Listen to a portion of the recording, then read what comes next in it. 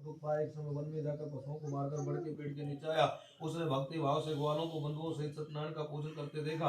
राजा देखकर भी अभिमानवश वहां न गया और उन्हें नमस्कार ही किया। जब ग्वालों ने भगवान का प्रसाद उसके सामने रखा तो वह प्रसाद को त्याग कर अपनी सुंदर नगरी को चला गया। वहां उसने अपना सब कुछ नष्ट पाया तो वह जान गया कि यह सब कुछ भगवान ने किया। तो वह विश्वास कर ग्वालों पर समझ गया और विधि पूर्वक पूजन कर प्रसाद खाया तो सत्यदेव की कृपा से सब जैसा था वैसा ही हो गया।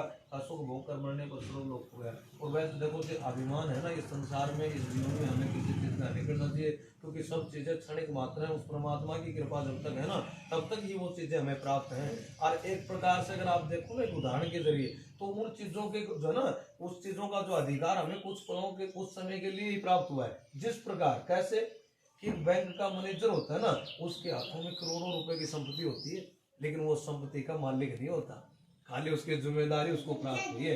वो धन उसके हाथों में निकलता है, लेकिन उसका प्रयोग वो नहीं कर सकता, क्योंकि वो किसी और का है। खाली उसकी जिम्मेदारी मिली, उसको मैनेजर बनाया गया है कि भाई इस धन को संभालना तेरे को है, इसका लेन देन तेरे को करना, किस प्रकार से करता है, बाकी धन का मालिक तो नहीं है। और वही ये संसार है। इन सब चीजों के शरीर के जो सुंदर शरीर मिलते हैं ना, हमें वो भी क्षणिक मात्र है। पता नहीं कब कौन सी बीमारी अच्छी लग जाए तो कंकाल मात्र बन के रह जाता है। धन भी ऐसा ही है, पता नहीं कौन सी घटना ऐसे हो जाए कि क्षणों में करोड़ों की संपत्ति जो है नष्ट हो सकती है। और ये जीवन भी ऐसा ही है कि पता नहीं कौन से मोड़ पे ये क्षण मात्र में शरीर नष्ट हो जाता है। ये अटल सत्य बातें, इसको कोई माने न माने, लेकिन सत्य यही है। इसलिए उस परमात्मा से हमेशा हमें प्रार्थना करनी चाहिए और यही मान के चलना चाहिए कि प्रभु सब कुछ आप ही का है, आपने तो खाली हमें इनकी जिम्मेदारियां दी हैं और उन जिम्मेदारियों को हम ईमानदारी से निभाएंगे। क्योंकि इन चीजों, एक प्रकार से कहते हैं धर्मशाला, ये एक धर्मशाला में रुके हम पथिक हैं, हमें आगे बढ़ना है, चलना है। यहाँ से ये नहीं हम परमानेंट यहाँ के पथिक नहीं है, परमानेंट यहाँ के रहने वाले नहीं है, हमें जाना है उस घर। ये अटल सत्य बात है कि माटी का खिलौना माटी में मिल जाएगा।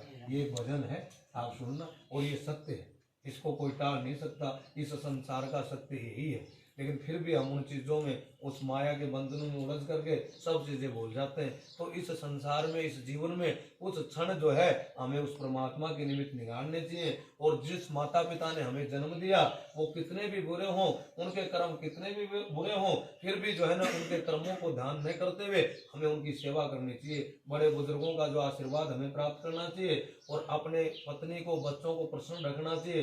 जो जिम्मेदारियां हमें मिली हैं उनमें जो है इतना प्रयास हमें करना चाहिए कि उन जिम्मेदारियों में जो इंसान हमसे जुड़े हुए हैं वो बड़े प्रसन्न हो। ये सबसे बड़ी भक्ति है ना जी। तो बहुत से सुनते हैं कि भाई सास बहू की बनती नहीं, तो वो भी एक पाप ही है। देखो, एक दूसरे की आत्मा को दुखी करना, एक सास है वो बहू की आत्मा दुखी करती है तो वो भी बड़ा पाप कर रही है। एक बहू है वो अपने माता की, क्योंकि सास जो है ना वो धर्म की माता होती है और बहू है वो धर्म की बेटी होती है। और धर्म का रिश्ता सबसे बड़ा है संसार में। हम किसी से मित्रता का रिश्ता बनाते हैं, बड़ा रिश्ता है वो। भगवान श्री कृष्ण ने मित्रता के ऊपर 2 लोक का जो है ना वो राज दे दिया था सुदामा को। सुनते आए हो ना भाई, वो तो गरीब था, लेकिन मित्रता की बदौलत एक मित्र के उन्होंने, जो भगवान होते हुए, सृष्टि के मालिक होते हुए, उनके पैर धोए अपने आंसुओं से। और जो है ना, जो मुट्ठी चावल में सारो संसार उन्हें सौंप दियो, वो तो रुक्मणी उनको हाथ ना पकड़े तो 3 लोग नहीं देते। तो मित्रता भी बड़ा धर्म है, तो सत्यता से आप उसको निभाओ। किसी के भी साथ किसी भी प्रकार अपनी होती है, तो इसी प्रकार से जीवन में रिश्तों को जो है ना प्रेम से आप जीवन में यापन करो।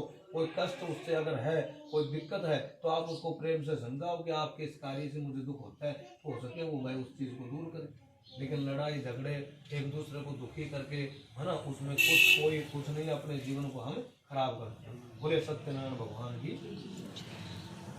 जो मनुष्य परम गुरु मन को करेगा, भगवान की कृपा से उसे धन धान्य की प्राप्ति होगी। निर्धन धनी होता है, बंदी बंधन से मुक्त होकर निर्भय हो जाता है, संतानहीनों को संतान प्राप्त होती है, सब मनोरथ पूर्ण होकर के अंत में वैकुंठ धाम को जाता है। जिन्होंने पहले इस व्रत को किया उनके दूसरे जन्म की कथा कहता हूँ।